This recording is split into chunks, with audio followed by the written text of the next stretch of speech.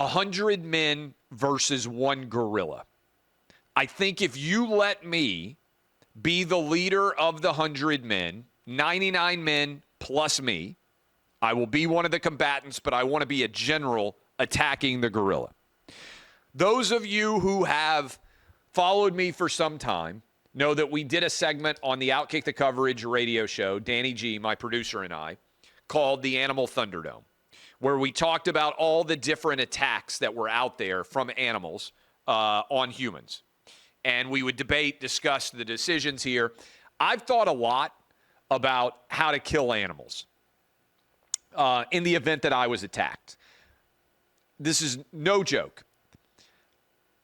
Any place that I go where there might be an alligator, I am 100%, my head is on a swivel, because I believe at some point in time, I am going to be called to fight an alligator, and I'm going to have to save a child. Now, some of you out there may think this is crazy. I don't know if other men or women think like this. I 1,000,000,000% for my entire adult life have expected that I would have to get into a mortal struggle with an alligator to try to save a child. Initially, I thought it might be one of my children. They now are grown to the point where I do not think it will likely be my child. Maybe it will be a grandchild. And I, for decades, have been thinking now about what I would do in the event that happened. I will tell you, I have a place down in Florida. I spend a lot of time there. There are alligators aplenty. We were at a restaurant. It's called Lulu's, I believe. It's on the bay. It says, beware of alligators. But in somewhat of a conflict, they also have a sandy beach, and they have all sorts of kids' toys right there on the water's edge where kids are playing in the beach up to their knees, everything else. A couple of years ago, I was there, standing with a beer, expecting that at any moment I was going to have to save a child. My wife walks up, says, "What are you doing?" Not my children necessarily, although they were younger then. I said, "I'm just posted up here in the event that I have to save a child from an alligator attack." She said, "Of course you are." If you asked my wife about this, she would 100% sign off. We've been married 20 years. For 20 years, I've been preparing myself to have to fight an alligator. I think my strategy, depending on the size of the gator, first save the child, but then in mortal combat with the alligator, my goal would be to get the alligator on its back. Because if you get an alligator on its back, it goes to sleep. I then believe that if I needed to, I could people elbow the alligator on the abdomen over and over and over again until the alligator's internal organs ruptured and he died. I think I could kill an alligator that way. Been thinking about it for a long time. It would be a battle. I would get all cut up. Might lose some fingers, but I would save a child and I would kill an alligator. And I would be a hero, which is what I've been preparing for decades. In a similar vein, I've been thinking a lot about this man versus gorilla, all right? Here is what I think the gorilla's vulnerabilities are. A lot of people just saying, hey, the gorilla is so strong, it'll just pick people up, it'll just throw them around. There's no doubt about this. But I think if you have 100 men, and you have a committed 100 men with the understanding that not every man's going to come back. This is going to be like the Roman legion back in the day. Marry few, we band a few in Shakespeare's terms. We're going to beat the gorilla. And here is what I think the vulnerabilities of the gorilla are. I think the gorilla on its legs, the first thing you have to do is make the gorilla one-dimensional, okay? A lot of people focused on a lot of different things. I think you have to go after the gorilla's legs, okay? There's two lines of attack that I think would be effective. Attack one, from behind, you get guys on the back of the knee of the gorilla. You get them just hanging there, commit themselves, and then you injure the gorilla's leg. You know, one of the number one goals, how do you win a football game? You make the opponent one-dimensional.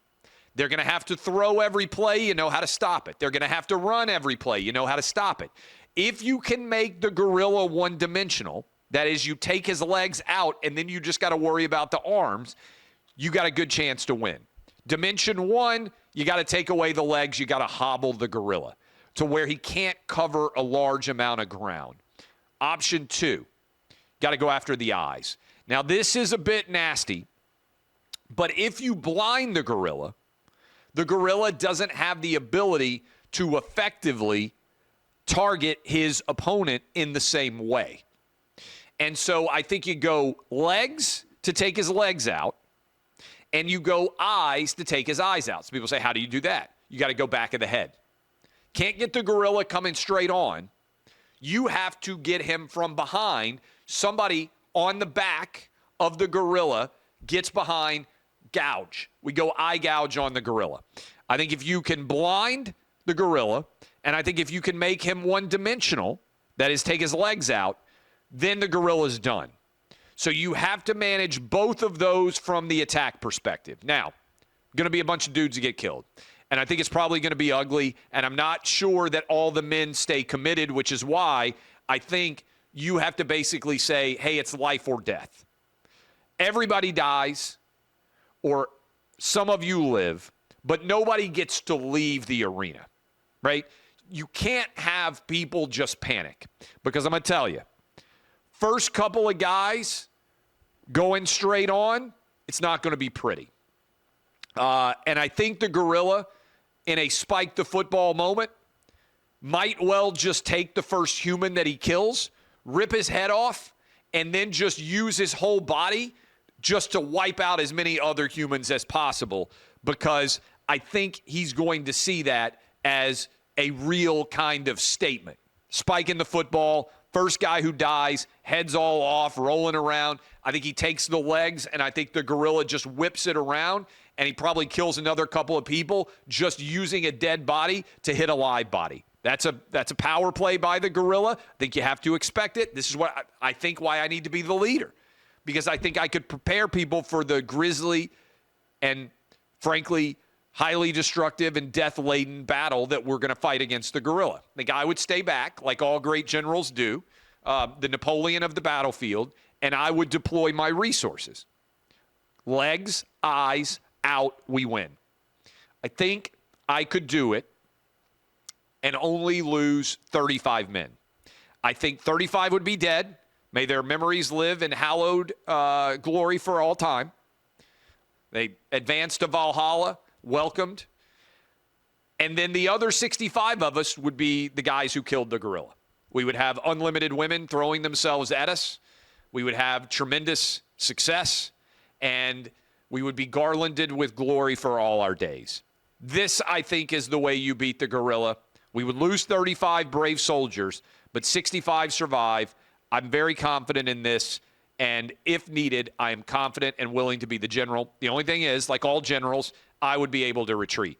So if we got 99 dead and I'm the last guy there, I would just say, hey, gorilla, you win, and I would leave. I'm not giving up my life. Or because the general has to survive.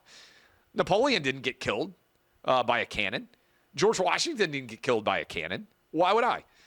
Robert E. Lee survived. Ulysses Grant survived. All great generals leave the battlefield alive, and so would I. But 35 would die, 65 would survive, and I would be the survivor. All right, I love all of you. Adam points out gorillas don't negotiate surrender, but, I mean, I'm telling you, I would have a key, and I would be able to leave the arena.